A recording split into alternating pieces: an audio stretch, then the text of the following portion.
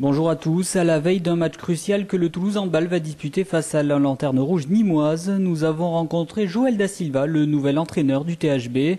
Il revient pour nous sur ses débuts, sur la blessure de Daniel Angelkovic ou encore sur la probable arrivée de Jérôme Fernandez. Mais il commence par nous dévoiler ce qu'il a voulu apporter au groupe.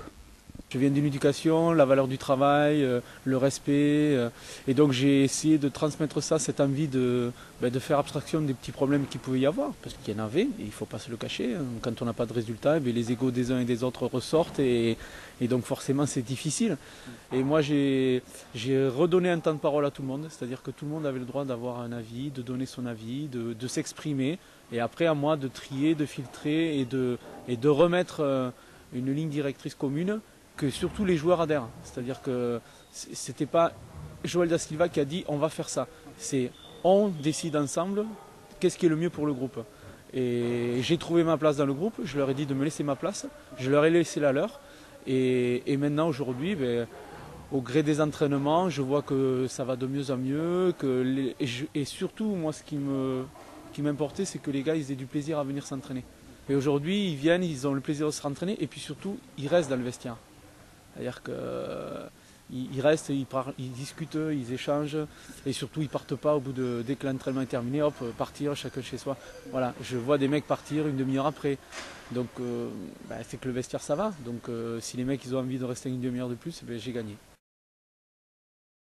C'est vrai que l'apport de Rémi aujourd'hui, dans le malheur de Daniel, il a su nous aider de suite. Donc je trouve que le groupe vit de mieux en mieux et c'est peut-être pour ça que Rémi il a pu de suite s'exprimer. Même si lui avait une grosse envie, c'est sûr, mais peut-être que c'est quelqu'un qui fonctionne beaucoup à l'affectif. On le connaît, et quand ça va, Rémi, ça peut être un joueur exceptionnel. Mais quand il n'est pas bien dans sa tête ou qu'il sent que ça ne va pas, c'est pas un leader naturel, c'est pas quelqu'un qui va... Et là, voilà, pendant 50 minutes, il avait mal aux jambes, il n'en pouvait plus et pourtant, voilà, sa tête, ça allait, quoi. Donc c'est vrai que c'est encourageant pour la suite. Daniel a été très bien parce qu'il est venu à l'entraînement.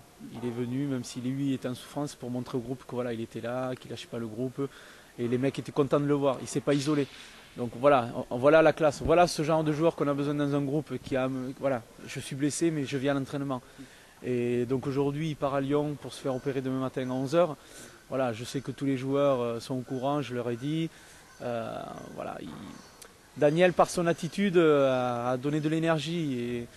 Et je pense que les joueurs ont envie pour lui d'avancer parce que c'est très important que Daniel ne souffre pas de sa blessure et que ça pénalise le groupe. Dès qu'il s'est blessé, on en a discuté le vendredi matin pendant que les joueurs étaient en train de se préparer physiquement avec les préparateurs. J'ai discuté avec lui et je lui ai dit voilà, tu fais tout ce qu'il y a aujourd'hui, les examens, les soins, enfin tout ce qui est la meilleure option possible, tu te fais opérer et quand l'opération sera passée, que tu seras à nouveau avec nous à Toulouse, voilà, je souhaiterais que tu sois avec nous pour donner des conseils en attaque, voilà, que tu sois présent avec moi sur le terrain. Parce qu'il faut s'appuyer sur son expérience et puis ça permettra voilà, qu'il soit toujours avec nous. Et je pense que pour le groupe c'est important et puis même pour moi c'était mon capitaine, c'était quelqu'un avec qui j'avais entièrement confiance et j'ai pas envie d'être orphelin de ça. Donc voilà, il aura un rôle bien sûr, je lui ai déjà demandé de réfléchir et quand il sera prêt à revenir au quotidien avec nous pendant ses soins, voilà, de pouvoir nous apporter ce qu'il peut nous apporter.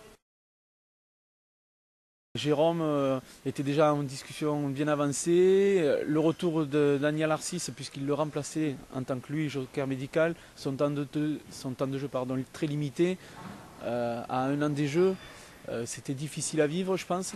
Et donc voilà, le malheur des uns fait le bonheur des autres.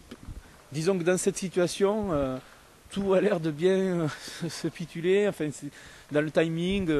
Moi, la seule chose que je ne voudrais pas que ça ait, c'est que bon, depuis quelques jours, il y a un abattage médiatique assez important. Il y a beaucoup de choses qui ont été écrites, dites. Et moi, ma position par rapport aux joueurs, c'est de dire, voilà, j'en sais pas plus que vous. Ma priorité, c'est Nîmes. Après Nîmes, on pourra discuter à l'entraînement, Jérôme ou pas Jérôme. Bien sûr, entraîneur, je dirais, s'il y a Jérôme lundi à l'entraînement, il n'y a aucun souci, je prends, il n'y a pas de problème. Mais aujourd'hui, il n'y a pas Jérôme. Et on jouera sans lui jeudi. Et il ne faut pas qu'on se trompe d'objectif aujourd'hui. C'est un match à 4 points, je pense que si là les joueurs ne l'ont pas compris, bon, ben voilà, c'est qu'on ne doit pas rester en première division. Si on doit rester en première division, ben ce match-là, si on gagne demain, on ne s'occupe plus de Nîmes. C'est-à-dire que nous, on n'est plus concernés avec Nîmes. Après, on peut s'occuper du reste. On aura 10 points, on se rapprochera de Saint-Cyr, qu'on va aller voir la semaine suivante, avec Jérôme ou Saint-Jérôme. Voilà.